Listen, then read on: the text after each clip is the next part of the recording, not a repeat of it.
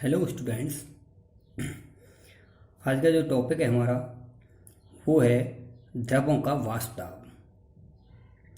द्रवों का वाष्प दाब क्या होता है? द्रव कोई भी तरल अवस्था होती है, उसका वाष्प दाब क्या होता है? तो उसका वाष्प दाब होता है कि जैसे हमने किसी वाटर को गर्म किया और उसको हमने ढक्कन से ढक दिया।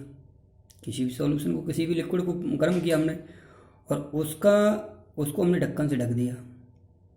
अब ढक्कन से ढक करके हम उसको गर्म कर रहे हैं धीरे धीरे धीरे धीरे, और एक समान तापमान जब हो जाता है उसका और उसी टेम्परेचर पर उसको 10-20 मिनट गर्म करते हैं। जब 10-20 मिनट गर्म करते हैं तो उसमें से वाष्प निकलती है। अब वो बाहर ना आकर के वाष्प क्या होता है कि ढक्कन जो हमने उस पर कैप रख दिया है, अब उससे वाष्प बाहर तो आएगी नहीं, लेकिन जो द्रव है और ढक्कन है या कैप है उसके बीच में वो गैस के रूप में घूमता रहेगा। अब जो घूमता रहेगा, अब उसके कुछ कण, वाष्प के कुछ कण, द्रव जो है जो गर्म हो रहा है उसकी सतह पर जाके बैठ जाएगा, जम जाएगा, यानी कि एक तरह से सतह तक छिप जाएगा, टच हो जाएगा। उसके वाष्प दाब जो है, वाष्प के जो अणु हैं वो उसकी सतह तक छिप जाएगा, टच हो जाएगा अच्छी तरह से।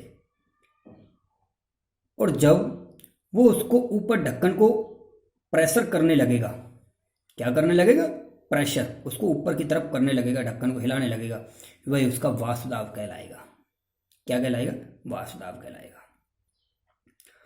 अब वाष्प दाब को प्रभावित करने वाले कारक भी हैं कुछ। वो क्या हैं?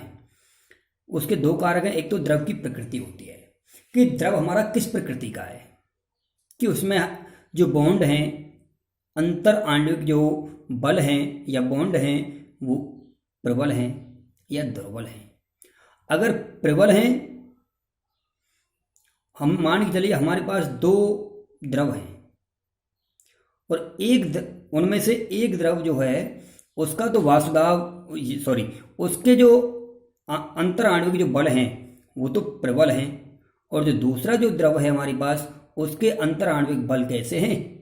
दुर्बल हैं, यानी कि एक में प्रबल है और एक में दुर्बल है। जो बंध बने हुए हैं आपस में, उसमें एक में प्रबल एक में दुर्बल, यानी कि पावरफुल और वीकनेस, यानी कि स्ट्रांग और वीक, कमजोर और ताकतवर। ठीक है। अब उन बॉन्डों को हमें तोड़ना है।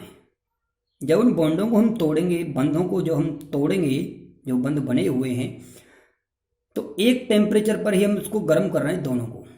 उसको भी हमने 100 डिग्री सेल्सियस पर ले रहे हैं और दोनों को हम मान के चलिए 100 डिग्री सेल्सियस पर ले रहे हैं। अब क्या दोनों का वाष्प दाब सेम रहेगा? नहीं।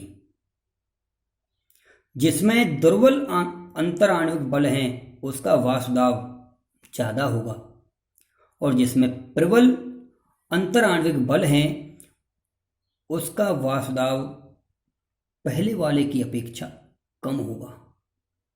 ठीक है। एक तो ये हो गया द्रव की प्रकृति पर, कि द्रव जो है उसके अंतर आणविक बल कैसे हैं उन पर डिपेंड करता है।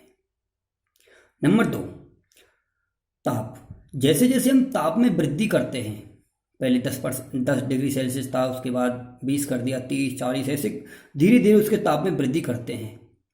जैसे जैसे हम ताप में वृद्धि करेंगे तो उसके अणु जो हैं वो वाष्प के रूप में बदल जाएंगे धीरे धीरे, और जब वाष्प के रूप में बदल जाएंगे तो उसके जो अणु हैं वो बंध जो बने, जिनकी बंधों के माध्यम से वो जुड़ा हुआ है, आपस में बंधे हुए हैं अणु, वो टूटने लग जाएंगे। और जब वो बंध टूटेंगे तो फ्री हो जाएंगे, वो गति करने लगेंगे। जब गति करेंगे तो वही एक वाष्प दाब होता है, वाष्प दाब में वृद्धि होती है। तो इसका मतलब जैसे हम टेम्परेचर बढ़ाएंगे तो वाष्प दाब में वृद्धि होती है। ओके। अब देखो, इसमें द्रव की प्रकृति है, किसी निश्चित ताप पर प्रबल अंतर आणविक बलों युक्त द्रवों का वाष्प दाब, जो मैंने बताया था आपको, स्पष्ट कर दिया है कि मान के चलिए हमारा जल है और एथिल अल्कोहल है। जल जो यहाँ पे एग्जाम्पल दिया हुआ है, जल और एथिल अल्कोहल। जो जल है, जल में जो हाइड्रोजन बॉन्ड हैं वो मजबूत हैं, लेकिन एथिल अल्कोहल में जो बॉन्ड हैं वो कमजोर हैं। कैसे हैं? कमजोर। जब एथिल अल्कोहल में कमजोर बंध हैं, जल में प्रबल हाइड्रोजन बॉन्ड है, अगर हम दोनों को समान टेम्परेचर पर गर्म करेंगे तो वाष्प दाब किसका ज़्यादा होगा? एथिल अल्कोहल का, क्योंकि द्रवल बंध हैं, जल में प्रबल बंध है। ठीक है, वही द्रव की प्रकृति है। ये सब इससे आगे राउल्ट का नियम आएगा, उसको भी बताएंगे, लेकिन ये बहुत महत्वपूर्ण टॉपिक है जो हम हेनरी के नियम पे कर रहे थे।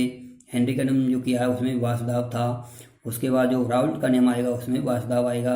आगे चल के हम आपेक्षिक वाष्प दाब निकालेंगे, हम वाष्प दाब में कमी अवनमन निकालेंगे, उन्नयन निकालेंगे। तो ये बहुत ही इंपॉर्टेंट टॉपिक है। ठीक है, इसको अच्छी तरह से समझना। Okay, thank you.